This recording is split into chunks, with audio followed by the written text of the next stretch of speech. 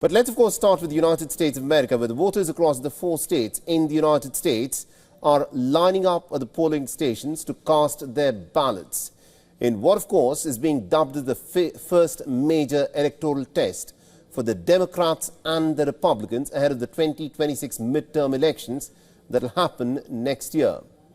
Now, the election day spans across 4 states: New Jersey, Virginia, California and New York City, while New Jersey and Virginia are voting for their next governor. New York City is voting to elect the city's next mayor, and voters in California will decide on redrawing the state's electoral map. In New Jersey, the Democrat Mickey Sherrill is pitted against the Republican Jack Ciattarelli. Now, the governor's race is being watched closely for signs of how firmly Trump's base still holds on. In the presidential polls last year, every majority Hispanic township had swung towards Donald Trump by an average of 25 points. And today's vote is likely to show whether that shift was a durable alignment or a one-time bounty. The second gubernatorial race is in Virginia, which is second only to California in the size of its federal workforce. The Democrat Abigail Spanberger is pitted against the Republican Winsome Earl Sears, a staunch Trump ally. Spanberger has vowed to stand up for the federal workers laid off by Trump's Department of Government Efficiency, but rural voters in the state remain sharply divided. In California, the Democrats are leading the push to redraw the state's congressional maps and to flip 5 Republican-held seats in the House of Representatives in the favor of Democrats.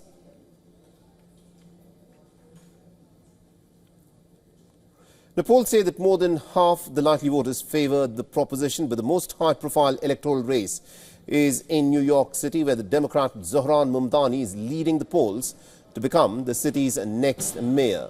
Now, shortly before the polls opened, Zohran Mamdani criticized Donald Trump's attempts to influence the mayoral election, stating that the president's preferred candidate, Andrew Cuomo, who interestingly is contesting this time as an independent, who had been the governor of New York as a Democrat before, shares his same donors and his same vision and the same sense of impunity. We know and have known for months that Donald Trump would favor Andrew Cuomo as the mayor. They share the same donors. They share the same small vision. They share the same sense of impunity. And yet in these final days, what was rumored, what was feared, has become naked and unabashed. Now, more than 730,000 New Yorkers have already cast their ballots, marking a record-breaking early voting turnout that nearly doubles participation from the June Democrat primary. Now, election officials claim that the overall turnout could exceed 2 million voters by the time the polls close, a milestone that's not reached in New York City since 1969.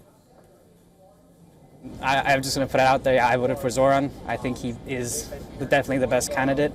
And, we'll see how things go, but that's where I put my vote. I think even during the mayoral debate, seeing 2 of the candidates who might have been arguably or objectively better than the third, I think that is something that really comes through. And I think that it's really speaking to the divisive culture of the fact that the 2 parties that we have right now are really kind of breaking apart our country. Now, Mamdani is in fact pitted against Andrew Cuomo. He's a former Democrat lawmaker who is now contesting the election as an independent after losing the Democrat ticket to Zohran Mamdani. The 67-year-old billionaire is seeking a political comeback of sorts 4 years after he was forced to step down as the governor of New York in disgrace following accusations of sexual harassment. Now, the third candidate in the race is the Republican Curtis Sliver. The radio talk show host is fighting the mayoral race again after his 2021 run, but he's consistently placed in the 3rd position on all popularity polls. Now, the whole of the United States, of course, is watching this race very closely to witness what could potentially be the biggest upset that American politics has witnessed in its modern electoral history. All right, now joining us on the broadcast, we've got Mr. Ray Locker. He's a senior journalist, an author and a columnist, and he's joining us live on WION. Mr. Locker, thank you very much indeed for joining us here on WION. There are 4 different elections that are happening, but all eyes, including that of the President of the United States, seem to be very closely on this mayoral election for the city of New York. This arguably is perhaps the most high-profile mayoral election anywhere in the world. Why do you think so much is being invested on this one mayoral election? And if Zohran Mamdani wins, how does this change American politics and how does it change the Democrat Party? Well, I don't know how much it's going to change national politics. I mean, we have a lot of off-year elections. People try to read many things into it. I mean, obviously, if Mamdani wins, and I think he's going to, it's a big deal in terms of Democratic politics in the city of New York. It means things have changed. But let's look at Andrew Cuomo. Yes, he's a 3-time former governor, but he had to quit in 2021 because of sexual harassment allegations. And his reactions to the COVID-19 pandemic were flawed, and he was justifiably criticized for those. So he's not somebody who's coming into this election with a groundswell of popular support. And as you mentioned earlier, he did lose a Democratic primary handily to Mamdani, who a few months ago, nobody knew who he was. Interesting. Now, Andrew Cuomo, of course, was the governor of the state of New York. It's some sort of a demotion that he's running as an independent to become the mayor of New York City. Now, another race that's also very interesting, another election is interesting, is the redrawing of maps in California. And this is being done ahead of the midterms in the United States of America.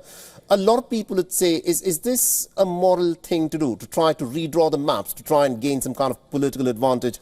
Do you think this is something that we're going to witness more and more in American politics in the days to come? Well, unfortunately, I think yes. I mean, remember what California is doing is a reaction to what Texas has already done and what's happened in Missouri, Ohio, and a few other Republican-led states. And it was done at the behest of President Trump. He wants to make sure that he holds control of the U.S. House of Representatives after next year's midterm elections, which, with a normal map, the way they were last year, seems very unlikely. So California reacted by saying, we want to overturn the lines that were written by a kind of a neutral commission, which happens every 10 years. So they had to seek the voters' approval to do that. And if that does happen, they'll redraw the lines and they'll probably lose about 5 Republican House seats. Interesting. Thank you very much, Mr. Ray Locker, for joining us with that perspective there. For all the latest news, download the WION app and subscribe to our YouTube channel.